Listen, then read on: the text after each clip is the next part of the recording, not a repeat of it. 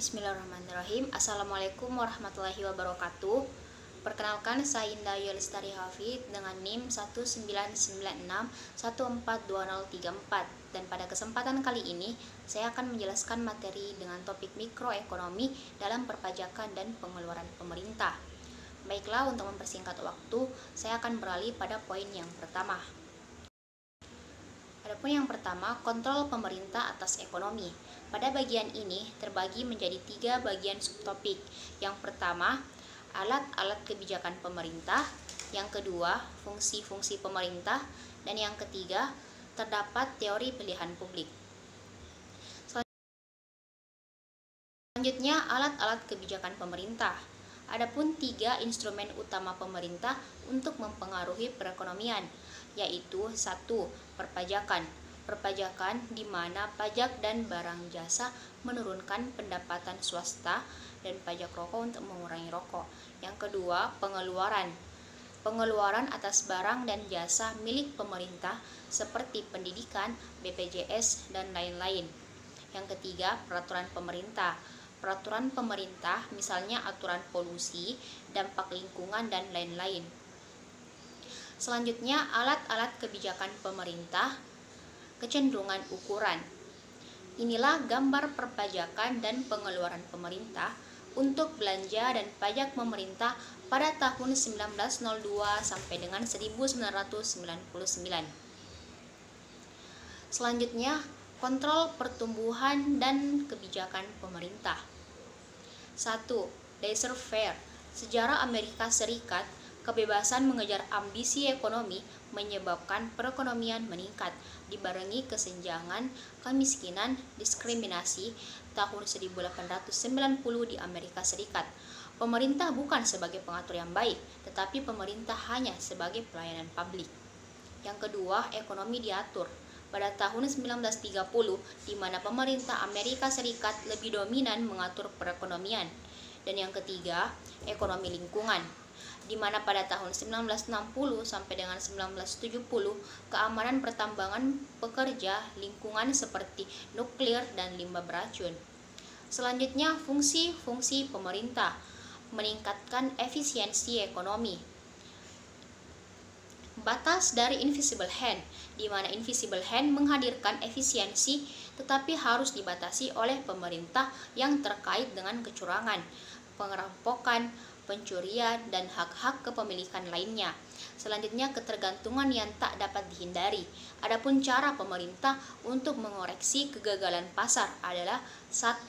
Gangguan dari persaingan sempurna berupa monopoli dan oligopoli dengan cara membuat aturan untuk mengoreksi monopoli dan oligopoli. Yang kedua, eksternalitas dan barang publik seperti polusi udara. Dan yang ketiga, informasi tidak sempurna. Selanjutnya, mengurangi kesenjangan ekonomi. Laissez-faire menghadirkan kreativitas dan efisiensi serta ketimpangan. Terkait hal itu, cara untuk mengatasi ketimpangan redistribusi pendapatan melalui perpajakan dan pengeluaran pemerintah. Stabilisasi perekonomian melalui kebijakan ekonomi makro. Kebijakan moneter, di mana kebijakan ini menggunakan instrumen perbankan untuk mengatasi persoalan ekonomi makro. Sedangkan untuk kebijakan fiskal, kebijakan ini berkaitan dengan pengeluaran negara. Selanjutnya, fungsi pemerintah, melaksanakan kebijakan ekonomi internasional. Terdapat 4 cara untuk mencapai kemajuan negara, yaitu 1. Mengurangi rintangan perdagangan. Yang kedua, melaksanakan kebijakan program pengurangan kemiskinan. Dan yang ketiga, koordinasi kebijakan ekonomi makro internasional. Dan yang keempat, melindungi lingkungan global.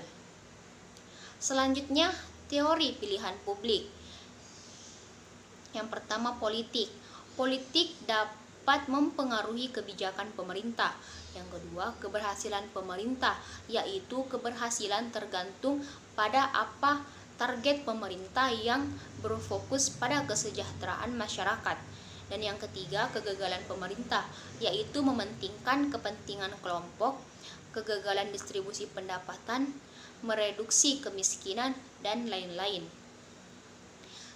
Adapun kesimpulan, salah satu sumber penerimaan negara yang digunakan untuk membiayai pengeluaran pemerintah dan salah satunya adalah pajak.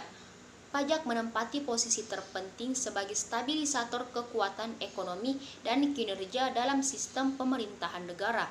Sedangkan untuk mengatasi kegagalan pasar seperti kekakuan harga, monopoli dan eksternalitas yang merugikan, maka peran pemerintah sangat diperlukan dalam perekonomian suatu negara.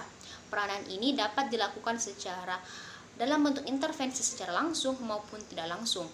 Terkait hal itu, jika peningkatan belanja pemerintah akan menambah output perekonomian suatu negara secara langsung, namun demikian peningkatan itu tidak serta-merta akan terus terjadi seiring bertambahnya belanja pemerintah dibanding tahun-tahun sebelumnya. Hal itu disebabkan oleh faktor-faktor lain yang memperlambat laju pertumbuhan ekonomi, misalnya perekonomian global yang tidak stabil dan fluktuasi asumsi ekonomi. Baik, mungkin itu yang bisa saya sampaikan. Lebih dan kurangnya mohon dimaafkan. Wabillahi taufiq wal hidayah. Wassalamualaikum warahmatullahi wabarakatuh. Terima kasih.